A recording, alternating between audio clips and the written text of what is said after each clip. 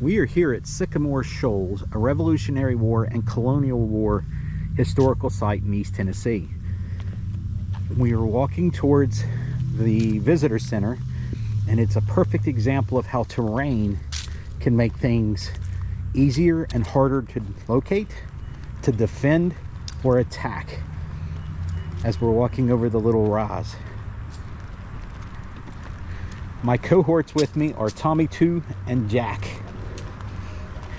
They're kind of like tortured souls waiting to eat a little later, but that's what happens when you're growing boys.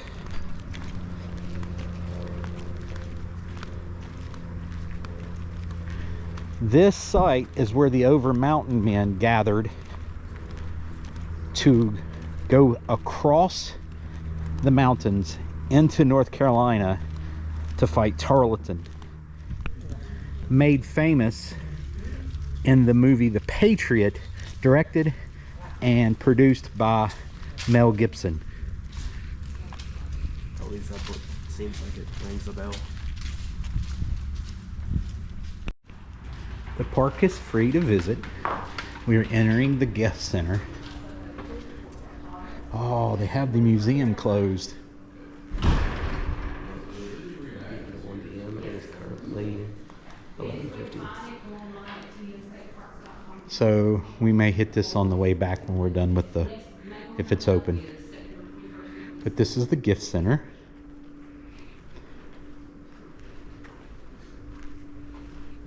They have fabulous selection of books.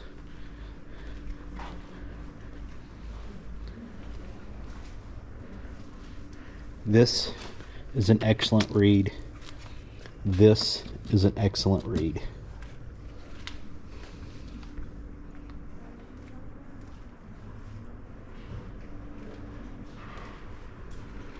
So, what did they want to? What state did they want to form here? Since you, Franklin. Franklin, who denied it? North or South? I'm going to say the South because North denied it because it would have given them another advantage in the Congress. Okay, let's go and look at the timeline. Starting in 1703. 1763.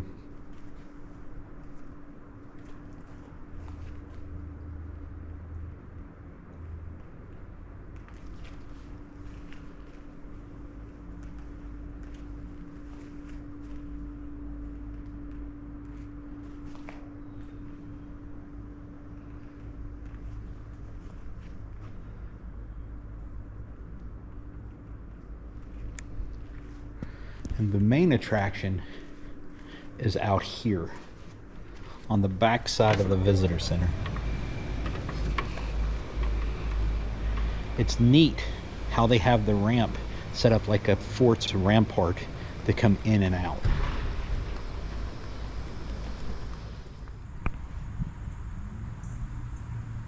All right, James, what type of fort is this? Blockhouse Fort. It's a blockhouse fort. How can you tell that it's a blockhouse fort, Jack? Because they're like block shaped. They're block shaped, and how is it built? With blocks. With logs. Is it? Which side is the biggest part? The top one. The top one. Why is the top one larger than the bottom one? In order to, in case there's people on the bottom side, they can like on the like edges of the top part, they can pour stuff. They can like shoot them or like pour water out of the holes. Why would they need to pour water out of the holes? Because the biggest threat to a fort like this is fire. Fire. So if you were attacking this, you'd want to burn it. You want to, if you're defending it, what you would have to protect it. So you would make this side come out, extend further than this side. Would be the argument behind it. Correct? Why would you have the empty space up there, boys? And they would be shooting out this direction at opponents, correct? About how long would their rifle, their Kentucky long rifles, go? Not their muskets, their Kentucky long rifles. I can't tell you that one. Do you know it? They can go out as far as 200, but their normal accuracy was shooting squirrels at 100 yards with it. But it takes 5 minutes to load on average a rifle versus 3 rounds a second in a brown bess. Three rounds a minute in a brown bess. Smoothbore. What is this wall called? Palisade. What's it made of? Wood. Wood. How do they keep bugs from, like termites and carpenter ants, from getting into it? I can't answer. You can't remember? Do you know, Jack? So you have the points on the top and the bottom, and then they would burn the part that's going into the ground and blacken it. And once they blacken this, right, it creates a hard surface, makes it more difficult for the bugs to get into it. It protects it. So now we're inside of the Palisade courtyard. This is where the majority of the people would stay in tents that came here for refuge during the attack from the Cherokee, which was repulsed. What's that over there underneath the shed, James? We've went through this before. Oven. What type of oven is that, Jack? What type of oven is that?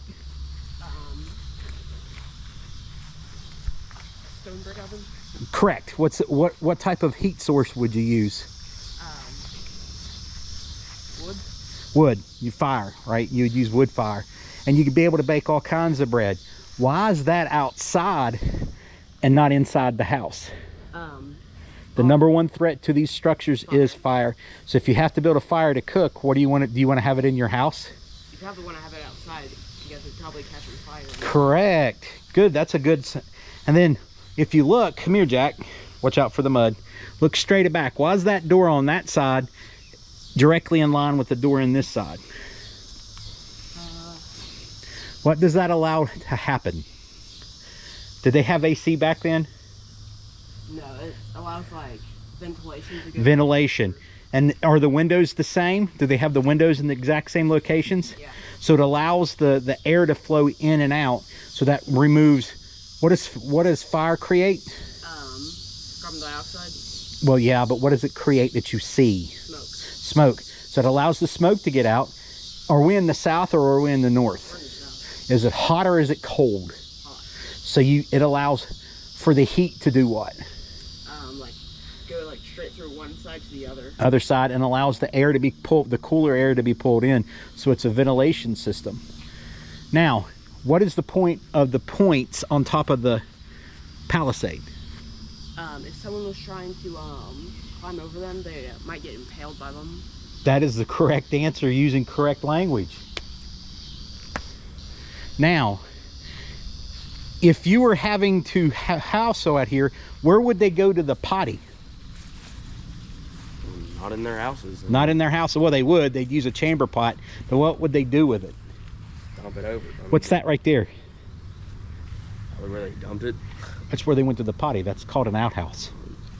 Yeah, Right. where they. Right. Now, what's the difference? If you're looking at this, James, see if you catch it. Come here, Jack. How can you tell that this glass is not of the time period? What are you asking? I'm asking Jack. Okay. And then I'll ask you. You can like see through it like kind of well. You can see through it well, that is correct. But if it was of the time period, why wouldn't you see through it well? Because of the material it was made of. Close. It's the creation process. You It was rolled. So you would have a wavy look, right? This time period is prior to plate glass, which is what we have now.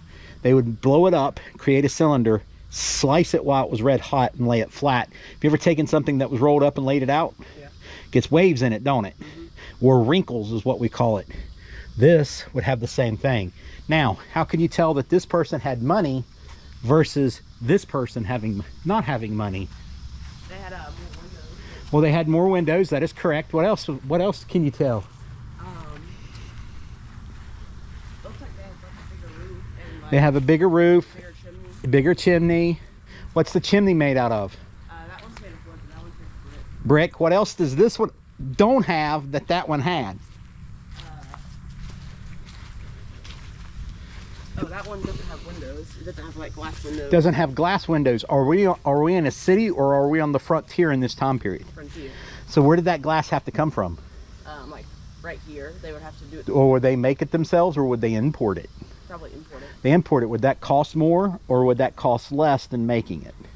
Probably cost more. Does these people have the money to go out and spend on just glass? No. No. So you can actually look and see which one of these is more wealthy than the other. Now, another question. Why are these houses the same size as the degraded slave houses located on plantations?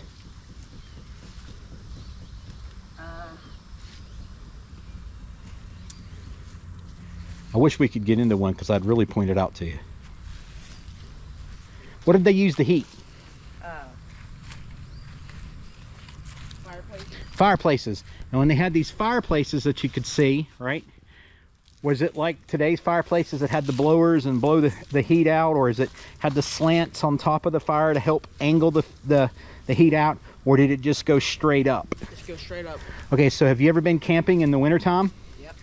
And when you have even though you have a campfire, it's still cold, right? So what is that basically doing with your fire inside your house? Is that a campfire on the inside? Yep. Is it going to work when it's cold? No. Not very well. So if you want a bigger house or a smaller house, but you're trying to heat in such a fashion? Probably a bigger house, or a smaller house. Smaller house, because it catches the heat better. Okay. Now with the catching of the heat, that makes sure your houses are smaller. So how many families would you have in these? Maybe 2 or 3. 2 on average. You'd have 2, and everybody would share. So that'd be the same size, same living conditions that you would see on most of the slave plantations. What was the reason behind that? If they can like put more people into like each house, they can probably like save on other things. Right. And on top of that, who was, and it's a bad way of saying it, but who was of monetary value and who was not? Slaves. Slaves were of monetary value.